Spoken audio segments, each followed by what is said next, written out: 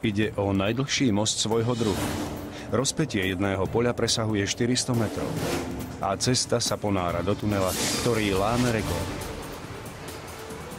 Za jeho výstavbou stála smelá vízia, extrémna výzva a odvážny plán. Ako sa dá skonštruovať most, ktorý zmení mapu Európy? Čo si vyžiadala výstavba jedného z megamostov sveta? Slovenská televízia uvádza Megamosty. Z Dánska do Švédska most cez Öresund. V severnej Európe spája Baltské more so Severným morom Öresundská úžina. Je široká 16 kilometrov a vládne tam nepriaznivé počasie. Je veľkou prekážkou v spojení medzi Dánskom a Švédskom. Öresundská úžina predstavovala nepríjemnú bariéru, pretože každá strana mala čosi, čo potreboval druhý štát. V dánskej Kodani chýbali lacnejšie byty. Švédske Malmö potrebovalo viac pracovných miest. Keby sa obe mestá spojili, bol by to impuls pre ekonomiku. Most by z nich spravil jednu veľkú metropolu. Donedávna to však nebolo možné.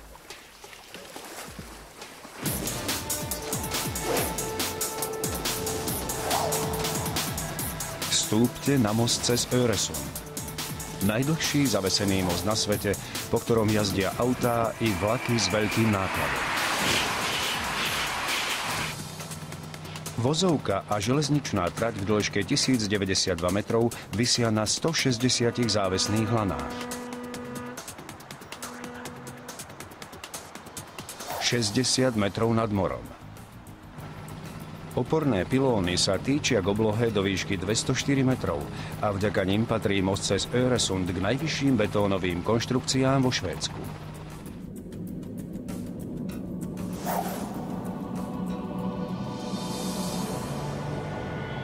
Dosahujú výšku 60 poschodovej kancelárskej budovy. S výstavbou tohto ohromného projektu sa oficiálne začalo v roku 1991. Vtedy sa Dáni a Švédi dohodli, že spoja svoje krajiny mostom. Čakali ich náročné zmluvné rokovania a najťažšiu prácu mali pred sebou. Firmy z oboch krajín museli vytvoriť konzorcium, ak chceli postaviť most spoločne. Čo bolo jeho prvou úlohou?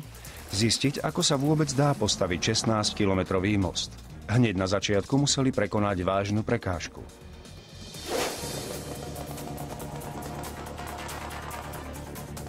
Na dánskej strane priamo na pobreží sa nachádza kodanské medzinárodné letisko Kastrup. Počítačové simulácie ukazujú, že most s vysokými pilónmi by prekážal leteckej doprave. A mohlo by dôjsť ku katastrofe. Keby postavili nízky most, bolo by to síce bezpečnejšie pre lietadlá, ale blokovala by sa tým dánska lodná doprava. Keď inžinieri nemohli stavať nad vodou, uvažovali o stavbe pod vodou, o 16 kilometrov dlhom tuneli. Postaviť tunel z jednej strany na druhú by bolo krásne, ale zároveň veľmi drahé riešenie. Preto sme sa rozhodli pre tretiu možnosť. Znamenalo to, že v jednej časti postavíme most a keď sa priblížime k letisku, budeme pokračovať tunelom. Stavba mosta by bola jednoduchšia i lacnejšia, no most neprichádzal do úvahy pre lietadlá. Avšak kombinácia mosta a tunela predstavovala nový vážny problém. Ako sa tunel premení na most uprostred mora? Nejakým spôsobom sa kdesi museli dostať k kusu pevniny, aby sa tunel mohol vynoriť spod vody. Potrebovali ostrov. Preto ho museli vybudovať umelo.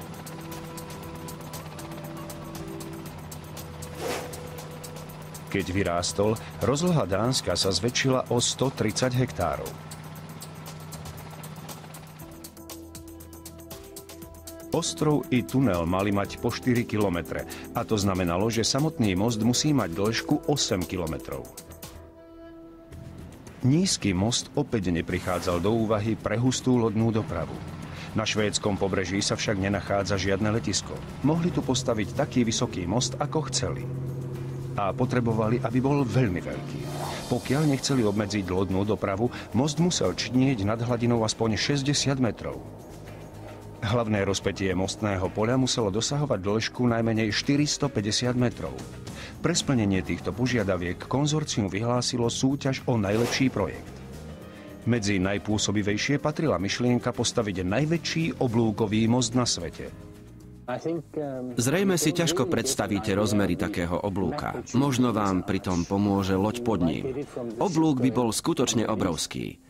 Bol by to svojím spôsobom monument. Ale oblúkové mosty majú Achillovu pätu. V miestach, kde sa oblúk zakrivuje k vode, prejazdnosť pre veľké lode sa postupne znižuje na nulu. Vždy je tu riziko, že sa na to miesto dostane nejaká loď. Keby narazila do dolnej časti oblúka, hrozilo by, že celý most sa zrúti. Po oblúkovom moste zvažovali vysutý most. Metóda stavby vysutých mostov umožňuje prekonať najväčšie rozpätie zo všetkých konštrukčných typov. Dve obrovské laná sa natiahnu medzi brehy. Na nich sú zavesené kratšie laná, ktoré držia mostovku. V dôsledku prepojenia množstva lán s dvoma nosnými káblami sú však vysuté mosty veľmi ohybné. Vlakom nerobí dobre, ak sa koľaje ohýbajú pod ich váhou. Pri takej hustej železničnej doprave by sme pri pohľade z boku zistili, že vlak neustále stúpa.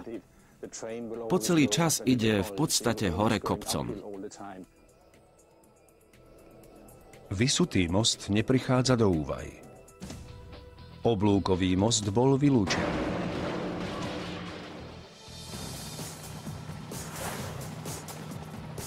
Preto sa inžinieri sústredili na návrh, ktorý mohol vyriešiť všetkých starostí. Zavesený most. Jeho konštrukcia je dostatočne pevná pre hustú vlakovú dopravu, pretože podporné laná sú pripojené priamo k pilónom.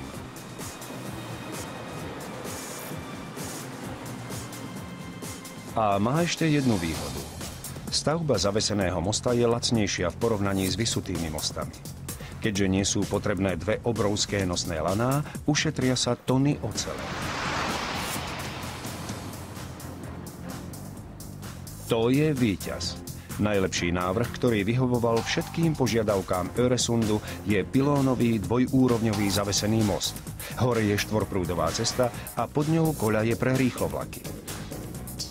Vyvrcholením úsilia sa mala stať monumentálna stavba, 16-kilometrové öresundské prepojenie.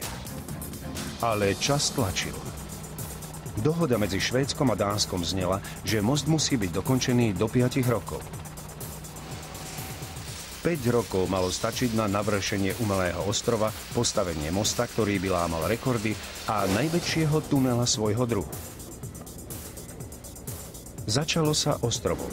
Musel byť hotový ako prvý a tento termín patril k rozhodujúcim. Bolo ho treba dokončiť do 14 mesiacov. Práce sa začali 17. augusta 1995. Vtedy uprostred úžiny položili základný kameň, prvý z miliárd. Z kopy štrku musel vyrásť 4-kilometrový ostrov v miestach, kde dosiaľ bola iba voda. Najprv vymedzili tvar ostrova. Zo Švédska doviezli 1,8 milióna tón veľkých lomových kameňov. 16 nákladných lodí ich denne dopravovalo po 18 000 tón. Keďže chceli dodržať časový plán, materiál privážali 24 hodín denne, 7 dní v týždni. Každú fúru pomocou GPS starostlivo umiestnili. Obvod ostrova dosiahol dĺžku 12 kilometrov. Keď ohraničili tvar, museli vyplniť jeho vnútro. Šlo o nesmierne náročnú úlohu. Potrebovali na to milióny kubických metrov zeminy. Odkiaľ vzalo Dánsko a Švédsko toľko materiálu? Z morského dna. Začala sa druhá fáza – bagrovanie. Toto dômyselné riešenie malo viacero výhod. Stavební robotníci museli aj tak bagrovať, aby pripravili základy pre most a tunel. Takto mali miesto, kam vyviesť všetko kamenie, ktorého nebolo málo. Keď chceli dodržať harmonogram, stavbári museli vybagrovať priemerne 11,5 milióna kubických metrov za deň.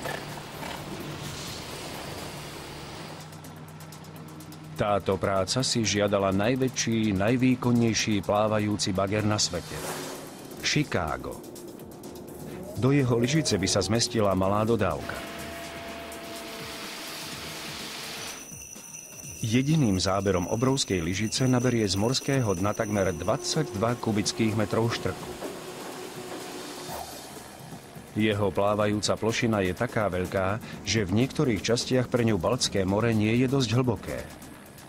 Najprv si bager musel prekliesniť cestu sám pre seba, aby sa vôbec dostal na stavenisko.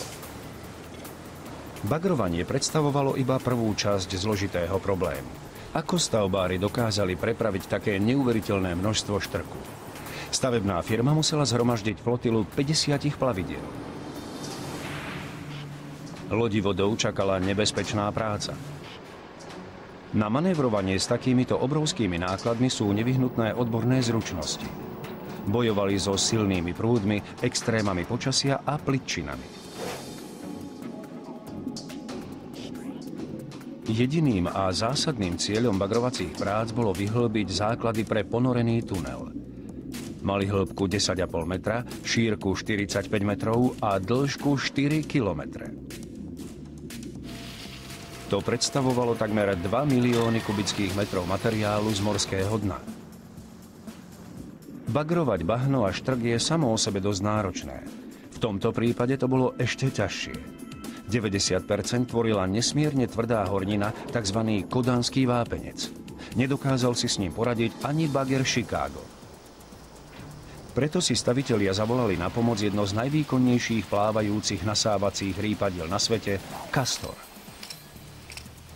Rozhodujúcou súčasťou Castora je obrovský vrták so 60 zubmi. Každý z nich váži 20 kg.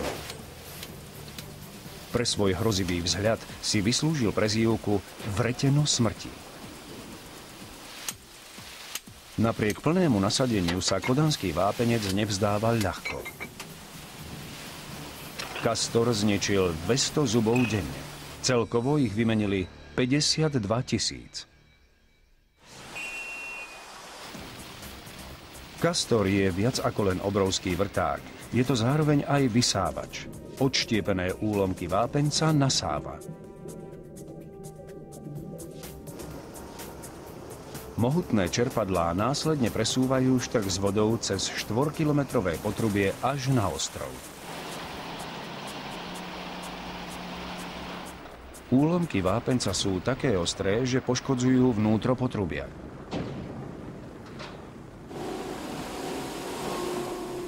Presun takého množstva kameňa a bahna priniesol so sebou ďalší problém, ktorý sa pri mnohých stavbách neberie do úvahy.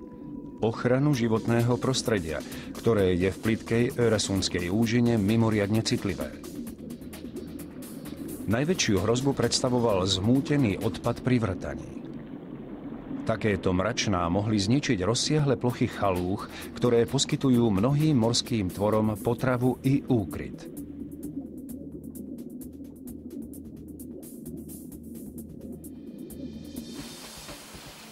Dánsko ani Švédsko nechceli dopustiť poškodenie životného prostredia. Ich vzájomná dohoda znela: ak vznikne viac ako 5% odpadu, všetky bagrovacie práce sa musia zastaviť. To by ohrozilo dodržanie harmonogramu a v konečnom dôsledku celý projekt. 5% odpadu sa nezdá veľa, kým nezačnete počítať. Ide o 340 000 kubických metrov hornín na nesprávnom mieste. Bolo potrebné nájsť rovnováhu medzi rýchlosťou a opatrnosťou. Počas bagrovacích prác sa stavbárom podarilo chrániť životné prostredie. Neuvedomili si však, že na nich číha iné nebezpečenstvo, ktoré ohrozovalo ich vlastné životy.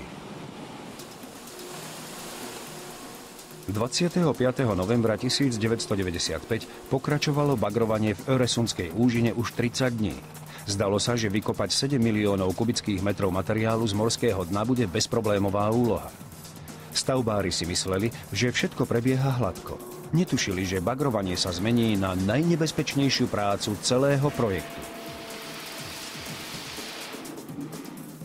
Robotníci nevedeli, že od smrti ich delili iba centimetre. Plávajúci bager Chicago náhodou nabral nebezpečný náklad – nevybuchnutú bombu. Premiestnili ju na nákladnú loď, kde ležala prikrytá bahnom. Nikto netušil, že je tam. Keby však niečo narazilo na jej rozbušku, 36 kg TNT by roztrhalo na kusy nákladnú loď i mužov. Ako sa tam vôbec dostala? Tento príbeh siaha 60 rokov do minulosti. V máji 1945 Dánsko oslavovalo koniec druhej svetovej vojny. Britské kráľovské letectvo predviedlo leteckú prehliadku nad Kodánskym prístavom s použitím ostrých bômb. Niektoré sa potopili bez toho, aby vybuchli. O 6-10 ročí neskôr predstavovali väčšie nebezpečenstvo než kedykoľvek predtým. Aj keď má bomba možno 50-60 rokov, môže splniť svoj pôvodný účel. Vždy je to riziko. Keď do istej miery zhrdzavie a dôjde k poškodeniu trhaviny, môže reagovať citlivejšie. A v takom prípade je ešte nebezpečnejšia. Stroj sa priblížil k bombe na vzdialenosť pár centimetrov. Vtedy ju v poslednej chvíli zbadal člen tímu bagristov.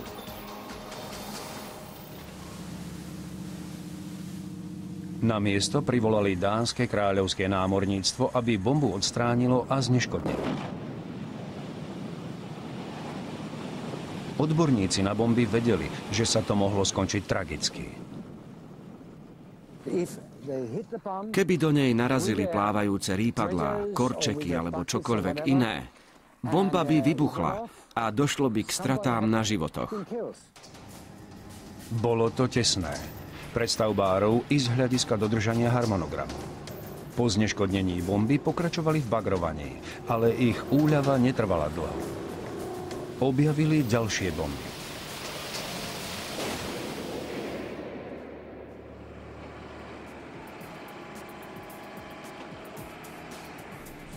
Našťastie sa nikto nezranil. Znamenalo to však časový sklz. Nikde sa nesmelo bagrovať, kým nepreskúmali, či sa v oblasti nenachádzajú bomby. Do ukončenia bagrovacích prác sme našli celkovo 16 bomb. Všetkých 16 odstránili a zneškodnili.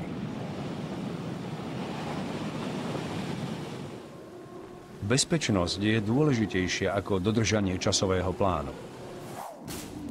Dlho predtým, ako sa našli bomby, dokonca ešte skôr, ako plávajúce rýpadlo ponorilo do vody svoju lyžicu, öresundskí inžinieri vedeli, že musia vyriešiť rad výnimočných a veľmi náročných problémov.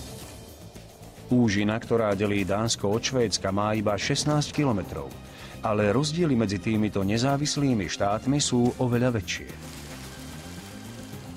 Sú to úplne iné krajiny s odlišným jazykom, menou a takmer všetko v nich funguje inak. Až do 50. rokov nejazdili v týchto krajinách autá po rovnakej strane cesty. Pri vlakoch platí toto pravidlo dodnes. V Dánsku jazdia po pravej, vo Švédsku po ľavej strane. Poháňa ich odlišné elektrické napätie. Signalizácie znamenajú rôzne veci. Rádiové frekvencie nie sú totožné. Na týchto veciach nezáležalo, kým medzi oboma krajinami neexistovalo priame prepojenie. Tento zložitý problém sa musel vyriešiť pred otvorením mosta. Technici potrebovali navrhnúť akýsi počítačový rozecký kameň, aby počítače vlakových spoločností mohli komunikovať. Museli vytvoriť štandardizované formulácie, aby všetci rušne vodiči rozumeli verbálnym inštrukciám. A konštruktéri museli vymyslieť elektrické zariadenie, ktorým by sa automaticky dalo prepínať napätie z 25 000 na 15 000 V.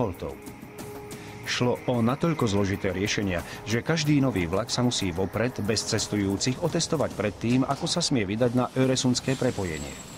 A ako by to vyzeralo v prípade núdze? Protipožiarne zariadenia z jednej krajiny sa nedajú napojiť na zariadenia v druhej krajine. Najlepšie riešenie znelo namontovať na každý hydrant oba druhy prípojok. Každý malý detail si vyžadoval spoluprácu. Obe krajiny dokonca nepoužívajú ani rovnaké označenie úžiny. Slovo Öresund je zložené z dánskej a švédskej verzie názvu. Kým niektorí členovia tímu vymýšľali pomenovanie prepojenia medzi štátmi, ostatní si naďalej lámali hlavu, ako sa dá vôbec postaviť. Plány si vyžadovali ponorený tunel, najväčší, aký bol kedy postavený. Prvým krokom bolo vybudovať továreň na výrobu častí tunela. Mal sa skladať z 20 segmentov, ktoré sa potom pospájajú v základni na dne. Pokiaľ ide o veľkosť, aj segmenty lámu svetové rekordy. Sú 176 metrov dlhé, 39 metrov široké a 8,6 metra vysoké, s 2 rúrami pre cestnú dopravu, 2 pre železničnú dopravu a 1 únikovou chodbou. Museli vyrobiť jeden obrovský segment za mesiac. Celkovo na to potrebovali 20 mesiacov. V Dánsku sa výstavba tunela začala prípravou výstužových oceľových tyčí s celkovou hmotnosťou 39 600 tón. Poohýnali a zvarili ich do tvaru rozmernej oceľovej klietky a potom ju spustili do obrovskej formy. Túto masívnu nosnú konštrukciu zaliali betónom. Bolo ho vyše 7,5 milióna kubických metrov. Nešlo však o obyčajný betón. Musí vydržať 120 rokov v podmienkach pod vodou. Jeho receptúra sa musela veľmi presne dodržať. Rozhodujúce je už množstvo pridanej vody. Keby jej bolo príliš málo, betón by nebol trvácny. Priveľa vody by znamenalo, že by nebol vodotesný. Zo všetkých rozmerných častí öresundského prepojenia boli diely tunela dosiaľ najväčšie. Každý segment dosahoval dĺžku takmer 2 futbalových ihrísk a výšku trojposchodového domu. Jediný kus vážil astronomických 54 450 tón. Presun segmentov bol nebezpečný, nesmierne náročný a došlo pri ňom k najvážnejšej nehode celého projektu.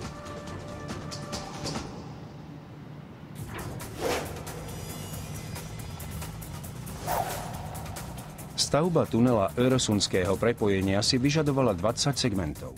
Každý z nich vážil viac ako 24 raketoplánov. Na jednotlivé časti tunela sa spotrebovalo toľko betónu, že by vystačil na postavenie chodníka, ktorý by 2-krát ovinul zemeguľu. Žiaden stroj na svete nedokáže zdvihnúť takýto segment do vzduchu a položiť ho na určené miesto. Ako potom presunuli 54 450 tón z pevniny doprostred öresundskej úžiny? Premenili ich na plť a splavili ju. Najprv upchali otvory gigantickými oceľovými panelmi. Každý panel vážil vyše 3000 kg. Potom táto ozrutná betónová konštrukcia mohla plávať. Ale ako ju dostali na vodu? Tak sa to nedalo. Dômyselný blokovací systém doviedol vodu k nej. Na konci dopravníka najprv navršili hrádze z 3 strán. Veľká posuvná stena uzavrela 4. stranu a potom nádrž napustili vodou na vyše 9 metrov nad hladinu mora. Potrebovali na to približne 1 000 000 kubických metrov vody. Aj keď sa segment vznášal na vode, boli potrebné 4 25-tonové navijaky, aby ním pohli, a ďalšie 2 navijaky, ktoré ho nasmerovali do najhlbšej časti nádrže. Keď voda klesla na úroveň mora, segment mohol vyraziť.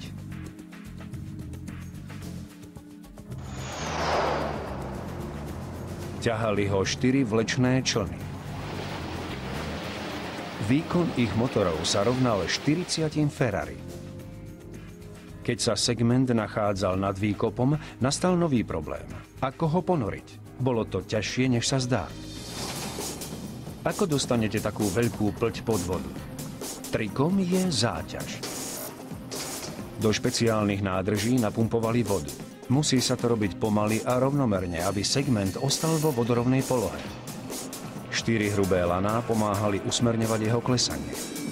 Vyžadovalo si to maximálnu presnosť, aby sa dal pripojiť k ostatným častiam tunela. Obsluhovači navijakov použili GPS a hĺbkomery, aby neminuli cieľ. Tolerovala sa odchýlka približne centimeter do ktorejkoľvek strany. Potápači pomáhali nainštalovať dočasnú konštrukciu, ktorá mala pomôcť pri usmerňovaní segmentu. Keď dosiahol morské dno, operátori navijakov ho dotiahli k predchádzajúcemu dielu. Potom odčerpali morskú vodu, ktorá sa dostala medzi segmenty, a odstránili oceľové panely. Ako však predísť tomu, aby tunel nikdy viac nestúpol? Po celej dĺžke ho zaliali metrovou vrstvou betónu a navršili naň balvany. Systém fungoval bezchybne počas napájania prvých 12 segmentov, ale 13 si vyžiadala zvláštny prístup.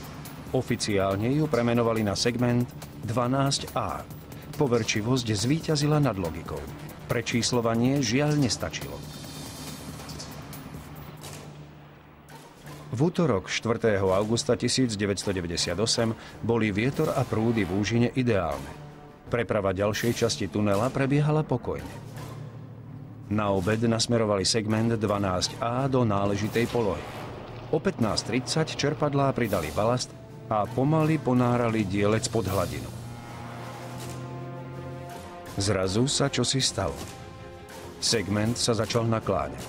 V tom došlo k pohrome. Obrovské množstvo vody vytrisklo do 30-metrovej výšky. Segment sa potopil na dno. Muži na pontónoch vypli prúd zo strachu, že ich zabije elektrina. Trvalo hodiny, kým prišli na to, čo sa stalo. Na vine bola ľudská chyba. Oceľový panel nebol dobre uzavretý. Silou tlaku vody sa otvoril a zaplavil segment. Navijaky nedokázali udržať dodatočnú záťaž a diel sa potopil. Našťastie sa nikto nezranil. Čo sa však stalo s tunelovým segmentom 12A? Po rozsiahlých skúškach sa potvrdilo, že sa dá použiť, ale znamenalo to stratu drahocenného času. Öresundskí stavbári mohli zvoliť aj inú metódu, ako postaviť tunel. Mohli ho vyvrtať pod morským dnom. Presne to Dánsko urobilo 2 hodiny cesty na západ od Kodane. Ide o železničné a cestné spojenie cez prieliv s názvom Veľký Belt. A práve tu postihlo Dánsko oveľa väčšie nešťastie ako v Öresunde. Pri hlbení dvojitého tunela cez Veľký Belt použili 4 obrovské raziace stroje s dĺžkou takmer 90 metrov. Na čelnej strane má vrtaciu hlavu s priemerom 7,2 metra a výkonom 5000 kW. Fréza drví zeminu a skaly. Závitovkový dopravník potom presúva úlomky na pás, z ktorého sa sypú na malý vlak. Keď si tunelovací raziaci stroj prerážal cestu pod zemou, zároveň sa montovali prefabrikované dielce stien. Spolu ich bolo 62 000. Problémom pri vrtaní je, že terén môže byť nepredvídateľný. A presne preto došlo v prielive Veľký Belt k nešťastiu. Vrtací stroj narazil na vodu. Najprv len presakovala, potom sa liala. Špeciálny bezpečnostný poklop mal zabrániť záplave. Ostal však otvorený. Voda zaliala jeden tunel, prešla cez núdzové chodby a zaplavila aj druhý tunel. Trvalo rok, kým mohli práce pokračovať. Tento tunel sa líši od Öresundského aj v inom. Prechádza celým prielivom a tak vlaky vôbec nepoužívajú most. Vďaka tomu mali inžinieri viaceré konštrukčné možnosti ako v Öresunde. Mohli tu postaviť vysutý most a urobili to vo veľkom štýle. Je druhý najväčší na svete. Prepája takmer 2700 metrov v jednom celku. Pilóny dosahujú výšku 254 metrov a sú takmer o 30 metrov vyššie ako piliere Golden Gate Bridge v San Francisku. Na rozdiel od Öresundu, táto mostná konštrukcia visí na 2 hlavných lanách upevnených medzi piliermi. Tieto ozrutné laná majú priemer 90 cm a dĺžku vyše 3 km. Nosné laná tvorí v skutočnosti viac ako 18 000 drôtov. Každý z nich je tenší ako ceruska. Nie sú spolu prepletené. Jednoducho sú vedľa seba natiahnuté a spojené. Hotové lano váži takmer 9500 tón.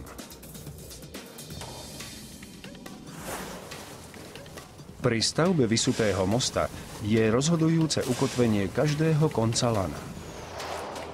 Kotevné bloky mosta cez Veľký Belt sú obrovské. Ide doslova o malé ostrovy. Každý váži vyše 315 000 tón. Zavesené mosty ako Öresundský nič podobné nemajú. Kotevné bloky sa používajú len pri visutých mostoch. Avšak lano sa nedá jednoducho zapustiť do betónu. I hneď sa vytrhne. Zaťaženie treba rozložiť na väčšiu plochu. Preto, keď laná vchádzajú do kotevnej dosky, drôty sa delia do menších a menších zväzkov. Keď lano dosiahne betón, zaťaženie je už rozložené na plochu vyše 64 štvorcových metrov. V kotevnej doske sa dá ľahko predviesť ohybnosť lana.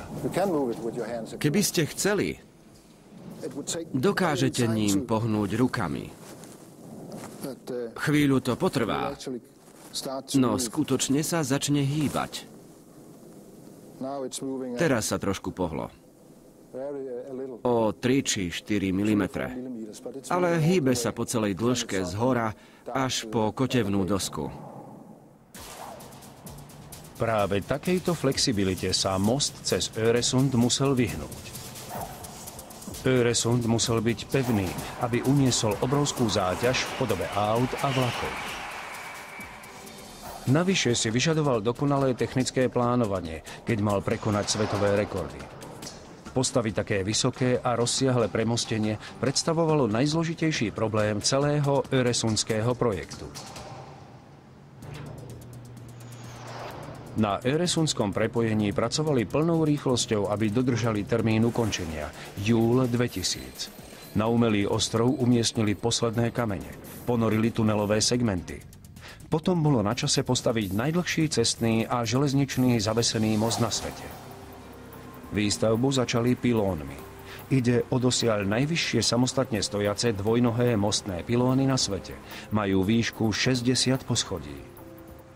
Dve gigantické nohy spája masívny nosník tesne pod cestou. Nad mostovkou je voľný priestor. Nad cestu neumiestnili žiaden nosník, aby most pôsobil štíhlo a jednoducho. A mali ešte jeden dôvod – prípadné letecké havárie. Keby sa toto počítačovo animované nešťastie raz naozaj stalo, vďaka samostatne stojacim pilónom by sa most nezrútil. Zdravý úsudok navráva, že opak by mal byť pravdou, ale inžinieri tvrdia, že konštrukcia bez nosníkov nad cestou drží pilóny flexibilnejšie. O to menej energie sa prenesie na zvyšok mosta a tým má väčšiu šancu odolať.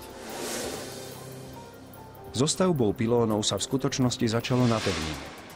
Základy sa vyrábali podobne ako tunelové segmenty v suchom doku. Sú obrovské. Pôdorys každého z nich má vyše 1300 štvorcových metrov, čo by postačovalo na dom s garážou a záhradou. Ich čistá hmotnosť je vyše 18 000 tón. Sú oveľa ľahšie ako tunelové segmenty, ale presun takýchto kolosov bol oveľa zložitejší. Dosahujú výšku 22,5 metra. Öresundská úžina má hĺbku len 7,5 metra. Nedali sa jednoducho splaviť ako plť. Bolo potrebné previesť ich. No žiadne plavidlo to nedokáže. A tak ho öresundskí inžinieri museli skonštruovať. Začali s dvoma nesmiernymi nákladnými člnmi. Potom ich spojili na oboch koncoch, čím vytvorili akýsi katamarán.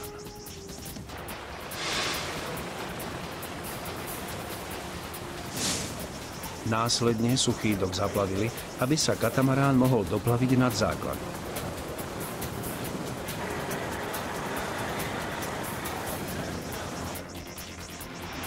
Päť obrovských remorkérov bolo potrebných na to, aby odtiahli túto technickú novinku do úžiny. Na osi budúceho mosta spustili piliere do vopred vybagrovanej jamy v morskom dne. Pomocou GPS ich nasmerovali k cieľu s presnosťou na 7 cm. Pilóty sa týčili vyše 3 metre nad vodou. Následne ich museli predĺžiť o ďalších 180 metrov. Každá z nich predstavovala samostatné stavenisko, vybavené toľkými zariadeniami, že by vystačili pre malú továreň. Dve nohy pilónu rástli do výšky v takmer 4-metrových úsekoch. Jedna noha bola stále o 12 metrov vyššia ako druhá, aby si ich obrovské žeriavy nepoplietli. Keď pilóny dosiahli výšku 44 metrov, prišiel na rad nosník. Potom, asi o 80 metrov vyššie, integrovali do nohy oceľovú skriňu, ktorá drží ukotvené závesy.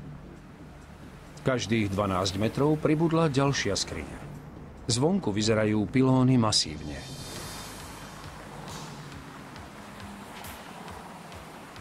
V skutočnosti sa v ich vnútri nachádza množstvo zariadení vrátane výťahu. Cez poklop na vrchole veže sa núka panoramatický výhľad.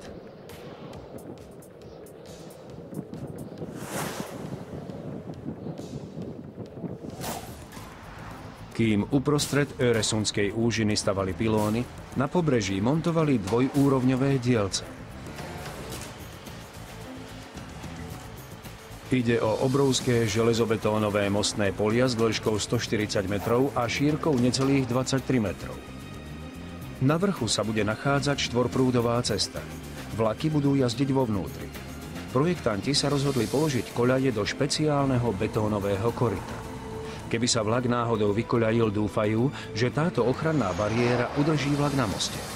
Spodná časť mostných polí vyzerá síce masívne, ale podobne ako pilóny je dutá. Pripomína podzemné chodbičky hlodavcov a ukrýva dôležité vybavenie. Pri predieraní sa z komory do komory si každý uvedomí, že na stavbu tohto mosta bolo použitých vyše 80 000 tón ocele. Oceľ má však úhlavného nepriateľa – hrdzu. Tá dokáže rozožrať most zvnútra. Nátery môžu most dodatočne chrániť, avšak nie je ekonomické natierať takú rozsiahlu povrchovú plochu. Namiesto toho disponuje most cez Öresund systémom odvlhčovačov. Tie udržujú relatívnu vlhkosť vzduchu pod 60% a bez vlhkosti nič nehrdzavie. Predpisy od údržbárov vyžadujú, aby kontrolovali každú časť mosta. Je to rozumné nariadenie, ale veľký problém. Ako skontrolujete spodnú časť mosta 60 metrov nad vodou? Problematické je to i na ceste. Ako ochránite robotníkov, aby ste pritom nezastavili cestnú a vlakovú dopravu? Našťastie öresundskí inžinieri mysleli dopredu. Pod most zavesili obdivuhodnú motorizovanú plošinu. Öresundské prepojenie má jednu z mála plošín na svete, ktoré dokážu prejsť celú dĺžku mosta. Väčšina plošín by zastala pri mostných pilónoch. Ale táto sa otočí, aby sa presunula pomedzi podpery. Na druhej strane pilónu sa opäť otočí a pokračuje v jazde. Keď sa robotníci dostanú tam, kam chcú, öresundská plošina pripomína obrovský švajčiarsky vojenský nôž vybavený najúžasnejšími technickými vymoženosťami. Hydraulické rameno dokáže preniesť robotníkov mimo nosníkov, či dvihnúť hore nad mostovku. Takto majú ideálny prístup všade, ale čo je ešte dôležitejšie, nemusia zastavovať železničnú a cestnú dopravu. Vo výške niekoľko desiatok metrov nad vodou rameno umožňuje prístup k rôznym zariadeniam, vrátane tohto prístroja, ktorý bol vyvinutý špeciálne pre most cez Öresund. Ide o tlmič na elimináciu vibrácií lán, keďže kmitanie môže skrátiť životnosť mosta o 10 ročia.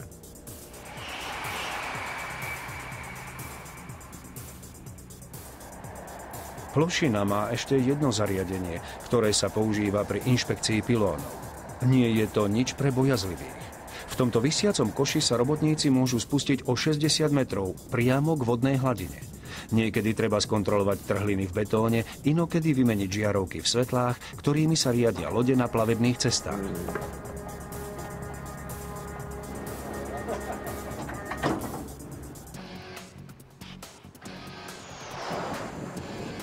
Z plošiny sa dá dobre vidieť, že mostovka sa skladá z častí. Nie je však veľmi zrejmé, ako sa tam dané časti dostali. Majú obrovské rozmery. Prefabrikovali ich na pobreží vzdialenom niekoľko kilometrov. Dobrá správa znela, že vážili len 5400 tón, a nie 18 000 ako základy, alebo 54 450 ako tunelové segmenty. Zlá správa bola, že tunel a základy už mali pevné miesto.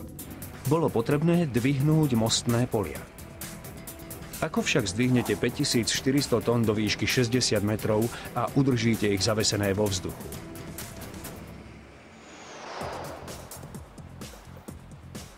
Öresundské prepojenie patrí v každom ohľade medzi najodvážnejšie stavbárske projekty 20. storočia.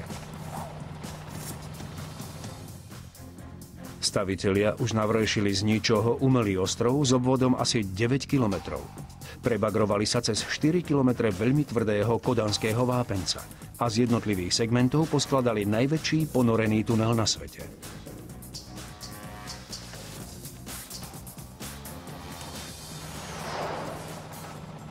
Keďže podľa harmonogramu im ostával už iba rok, bolo na čase pustiť sa do záverečnej a zároveň najpôsobivejšej fázy výstavby. Konečne sa to začalo podobať na most. Všetko plánovanie a prepočty čakala vážna skúška, keď umiestňovali hlavné mostné pole. Museli ho zavesiť dosť vysoko, aby pod ním mohli plávať lode, no pritom malo uniesť uháňajúce vlaky a autá. Doteraz nikto nepostavil takýto kolos. Mohol ním pohnúť iba najväčší plávajúci žeriav na svete, ktorý dokáže zdvihnúť vyše 7200 tón. To zodpovedá hmotnosti 30 Boeingov 737. Volá sa Svanen, labuť.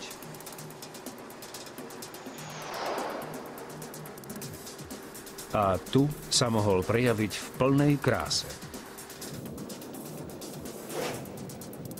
Svanen musel vynaložiť 75% svojej sily na zdvih jedného mostného poľa. Najvyššie sa umiestňuje priamo k pilónu. Stavbári upevnili laná. Prvé lano má 50 metrov. Každé ďalšie lano musí byť dlhšie ako predchádzajúce. Najdlhšie meria vyše 240 metrov. Svanen doniesol ďalšie mostné pole. Cesta prečnievala čoraz ďalej od pilónov a blížila sa k svetovým rekordom. V tomto štádiu je most najzraniteľnejší. Dočasné podpery pomôžu, ale most nemá plnú stabilitu, kým nie sú všetky časti na mieste. Vietor a búrky by ho mohli zničiť. Na každú nohu pilónu upli celkom 40 lán. Celý most ich má 160. To je 1935 tón lán. 14. augusta 1999 plávajúci žeriav zabudoval posledné mostné pole. Dánsko a Švédsko sa poprvý raz spojili. Dánsky princ Frederik a švédska korunná princezná Viktória sa poprvý raz v živote stretli pri prekročení hranice. 9 rokov tlačil termín dokončenia stavby na všetko a na každého, kto mal niečo spoločné s Öresundským mostom. Nakoniec 1. júla 2000 o 23:00 Öresund oficiálne otvorili. Postavili ho na čas a bez prekročenia rozpočtu. Šlo o ohromný výkon stavbárov i finančných manažérov, ktorý navyše udivuje všetkých právnikov. Dokázali sme postaviť toto prepojenie cez hranice a ani raz sme nemali v kancelárii právnika. Nikdy sme sa s nikým nedostali do sporu. A to je naozaj úžasné, keď si uvedomíte, že sme pracovali s rozpočtom približne 3 miliardy dolárov. Zvládli sme to bez zásahu právnikov. Most síce otvorili, ale problémy neprestanú. Náklady sa musia vrátiť do posledného centu. Za každú jazdu sa platí mýto. Oficiálny rozpočet za most, tunel a ostrov dosiahol 3 miliardy dolárov. A výdavky sa nikdy neskončia. Most si vyžaduje stálu údržbu. Krátko po jeho otvorení technici odhalili problém so zvodidlami. Začali hrdzavieť skrutky. Jedna skrutka by nepredstavovala problém. Bolo ich však 16 000. Keby zlyhali, aj malá dopravná nehoda by mohla mať za následok smrteľný pád do mora. Stavbári museli konať, aby predišli tomu, že skrutky prehrdzavejú úplne. Bolo to náročné, ale lepšie ako čakať a potom vymieňať všetky skrutky. To by si vyžadovalo rozbiť betón.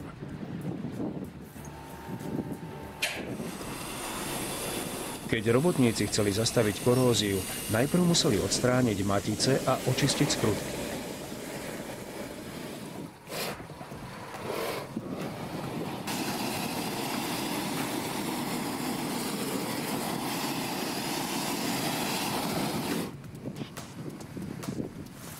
Aby zabránili prenikaniu vlhkosti, natreli ich mazivom a použili priliehavejšie podložky.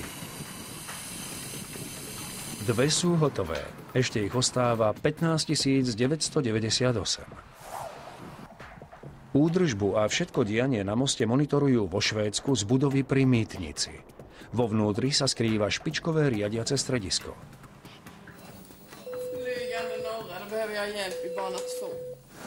Traffic center Arne. 30 000 informačných bodov z mosta vysiela údaje počítačom v riadiacej miestnosti. Operátori neustále monitorujú bezpečnosť. Keby došlo k väčšej nehode, v prvom rade musíme most uzavrieť. Ďalším dôvodom na zatvorenie mosta je silný vietor alebo poľadovica na vozovke. Na celej trase je 256 kamier. Príliš veľa na to, aby ich sledovali operátori. Preto im pomáha počítač. Dokáže rozoznať autá, ktoré zastali alebo jazdia v protismere. Keď počítač zaznamená problém, zalarmuje operátorov a zobrazí im zábery z najbližšej kamery. Dispečeri môžu ovládať kamery aj manuálne. Majú neuveriteľný zoom. Keď chcem ukázať, čo všetko vidíme, najradšej používam túto kameru. Vďaka nej vidno i to, čo si dali ľudia v nedalekom McDonalde. Vidíme tam malú škatuľku, myslím, že jedia Big Mac. Odkedy dispečeri strážia most, uvedomili si, ako neuveriteľne sa na ňom prejavujú zákony fyziky. Napríklad, keď istý človek zastavil auto v odstavnom pruhu. Chcel niečo vybrať z kufra auta, preto otvoril dvere. Keď zbadal blížiaci sa kamión, nezavrel ich, nechal ich otvorené. Keď ho nákladiak míňal, vznikol potlak. Vytrhol dvere a ťahal ich po moste ešte 50 metrov. Vidia aj ľudí, ktorí sa správajú čudne, ale to nie je určené pre verejnosť. Nahí ľudia? Akí nahí ľudia? Áno, raz som videl aj to. Ľudia občas robia divné veci. Ale to nechajme tak. Z riadiaceho strediska však nevidno jedno z príjemných prekvapení öresundského prepojenia. Nachádza sa pod vodou. 51 mostných pilónov malo nečakaný vplyv na životné prostredie. Stali sa umelými útesmi, ktoré pokryli mušle a rastliny. Tie poskytujú potravu i úkryt morským živočíchom. Ochranári, ktorí boli spočiatku proti öresundskému projektu, teraz pozorujú prudký nárast života. O vytvorení prepojenia cez 16-kilometrovú öresundskú úžinu snívali celé generácie. Vyžadovalo si to monumentálne úsilie staviteľov, pri ktorom posunuli možnosti techniky na absolútnu hranicu a medzi pobrežím Dánska a Švédska vytvorili nové svetové rekordy. Najväčší ponorený betónový tunel na svete, najdlhší dvojúrovňový cestný a železničný most na svete a najvyššie samostatne stojace dvojnohé pilóny, aké kedy držali nejaký most vo svete. Počas prvých 5 rokov od otvorenia prešlo cez öresundský most vyše 44 miliónov ľudí. Na ceste za novou prácou, do nového domova alebo jednoducho za objavovaním. Öresund zmenil mapu Európy. Úspešne zblížil dve mestá, dve krajiny a celý kontinent. Radí sa medzi megamosty sveta. Na slovenskom znení spolupracovali Ivan Krúpa, Miroslav Kolbašský, Viera Méderová, Zoltán Litaši, Elena Grohová, Katarína Čižmáriková a Emil Spišák. Slovenská televízia 2010.